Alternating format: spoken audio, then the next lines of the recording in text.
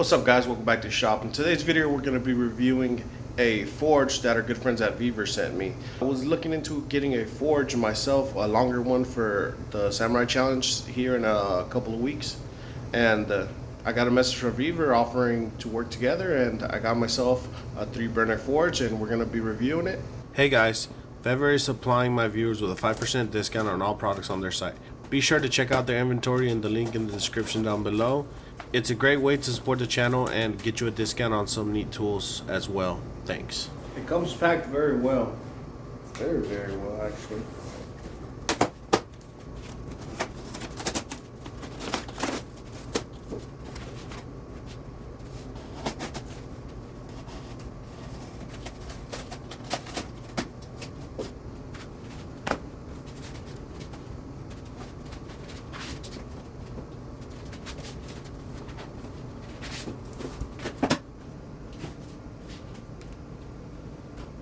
So the forge comes with these little gloves that come with it. A little extra. They fit fairly well. I'm probably not going to be using them because I have my own gloves that I use. They're a lot thicker than this, but it's pretty nice. It also comes with 3 fire bricks. These will go on the forge later once I start setting everything up. Comes with a pair of tongs. I'm gonna work them a little bit. They're fairly nice. Probably hold some round stock in there, some square stock. They'll definitely come in handy. You could probably also manipulate them a little and make them more to your liking to hold different things. For example, you could grind off and maybe put a little piece of small. If you really want to use these and you don't really have any tongs in yet, you could always clean them up, grind them off, and probably weld some angle iron like this to it. And you probably hold a lot of square billets or stuff like that to help it grip better. Or you can grind them flat and try to flatten them out and maybe give it some grooves so it'll have better grip on flat stocks and stuff. But other than that, they're fairly nice tongs. I don't know what this is for. Maybe I'll read the instructions to find out. When I ordered my first original, my 2-burner forge, I didn't use this. So I'm not really sure what it's for. It's probably to tie it down or something. We got our hoses, our bag of goodies, our gauges,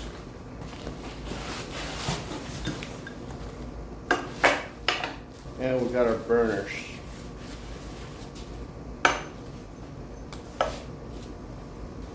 As I said, this is a 3-burner forge. So it comes with this gauge here, the sleeve that you slide up and down for however much air you want coming in. Overall, pretty cool, not too bad. So let's start putting this thing together. This guy comes insulated with kill wool. It helps not to burn. It helps to keep it insulated, keep the heat inside. It does not come with refractor. You're gonna have to buy that on the side. I don't have any here in shop at the moment, so I'll have to do that at a later date. But yes, it comes insulated, and I do recommend refractory because this stuff is not good for you to breathe in. On top of that, it comes with 2 doors that just go up and down, and these hinges, they look fairly solid. The one I have over there, this guy right here, I had to remake a door for it because the door fell off, but that was after a year of solid use, and it's just a door, so I made a better door for it. So that wasn't a big deal. It took me a few minutes, an hour to make the door. Not a big deal. And for the price, I think it's pretty good. If I'm not mistaken, this is about $200. So just for starters, for anybody who's starting out, that's actually a very, very good price.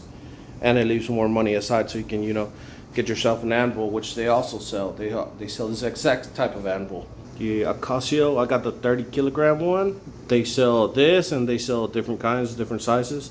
But they sell anvils there, so you can get one there too for a very good price, actually. So it's not gonna break the bank. Regardless, if you want to get into this craft, you have to make an investment. But for starters, you don't need to spend that much money, which is great. All right, so this guy comes with handles that just screw in to the door here, like so, on both sides. And here's the burner. So the burner sits in here. It has a little place for a screw to fit in to hold it in place, but it also has a lip on the inside, so you just drop them in there. Drop them in there, just make sure they're all the same way, so that this guy is all the same way. That way, all three are identical and you're not running around trying to adjust these things. So let's put our screw in there. And it's a Phillips, so easy peasy. You're gonna need a screwdriver to put this guy in.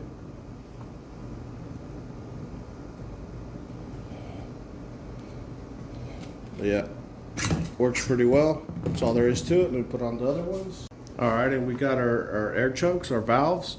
All they do, they just slide in and you tighten this screw and it holds it in place. Nice and easy. And I'm gonna set these guys to about halfway for now because I don't know where they need to go. I'll have to do some fiddling around with it afterwards to figure out exactly where they need to go. But for now, halfway will do. Next up, we have our hoses. Go on right here. And they're held on with these little clamps that come in with the set. I recommend switching them out for some that you can tighten better than by hand with this plastic. But for now, we're just gonna put them on.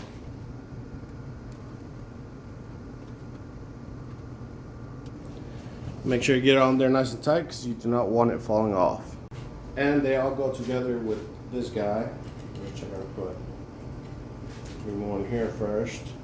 Go here with this T, very nice and easy. And we clamp them again. And we have this extremely long hose that we connect here.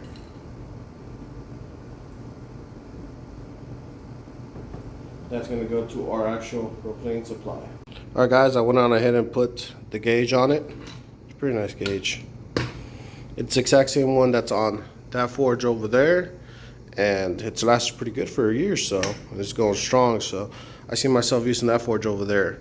It's a 2-burner forge. I only use 1 burner on it, so you don't really need 3. I'm just taking 3 because I need to heat treat my sword, and it's going to be good for bigger, longer projects down the line. So it's always nice to have that option. But you can do with a 1-burner forge as well, which they also sell on the website. Alright, so I got the fire brick in there. It's ready to go. Just got to turn it on.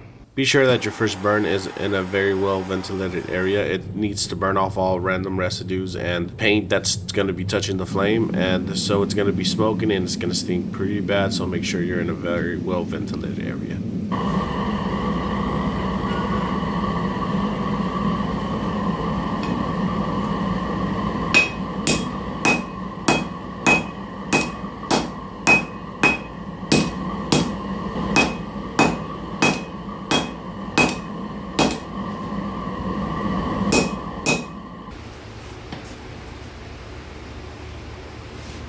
So overall it worked pretty good.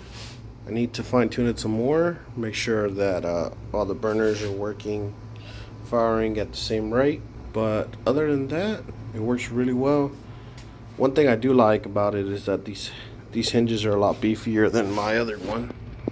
These hinges are a lot smaller and a lot thinner, so this one's a lot beefier. So the door should hold on a lot better. Regardless, down the line I might just rip them off and put on better doors. Like this guy right here is a very, very solid door, and it works extremely well. And I like to have both sides covered because it lets the forge heat up a lot better, and just especially for like Damascus and stuff like that, it helps it get to forge welding temperature a lot better. But overall, it's a very nice forge. Now, I do recommend, if you're a beginner, get yourself a 2-burner, maybe a 1-burner. Don't get a 3-burner. You don't need this much forge. The reason why I chose this, I was offered a 1-burner, but I'm never going to use it. This has already got a 2-burner, and I only really use it on 1-burner. So there was no point in me getting that, so I ended up getting this 3-burner. instead, so I can, you know, heat treat larger projects, you know, swords, tantos, and stuff like that, because my hotshot oven does not fit, you know, things that size. It's just for smaller knives. So this will definitely come in handy for the Samurai Challenge build. So guys, I will have a link in the description of this video with a link to that product. The link is good for anything on their website, not just that guy. You can go and get a 1-burner forge, or you can get yourself an anvil, which I definitely recommend. These anvils are great, and they're extremely affordable compared to, you know, buying a new anvil somewhere else. And like I said, they work great. Definitely recommend them. And if you're new to bladesmithing, I definitely recommend getting a 1 or 2 burner. Probably a 2 burner is what I would recommend. That way you have the option of using the second burner if you want. And the prices are very affordable. It's under $200 for a 2 burner. I think it's around $100 for a 1 burner. So it's definitely a good way to get into the craft on a budget. Definitely if you get the anvil and the burner. Definitely if you get the anvil and the forge, I highly recommend it. And also it leaves you money for, you know, a hammer, which are the main things you're gonna need, and obviously a grinder and all that good stuff. So guys, that link will be in the description down below, and that's a great way to help support the channel and get you some really nice cool stuff. And I hope to work with Vevor again in the future. As always guys, thank you very much for watching. I greatly appreciate it. I'll catch you on the next one.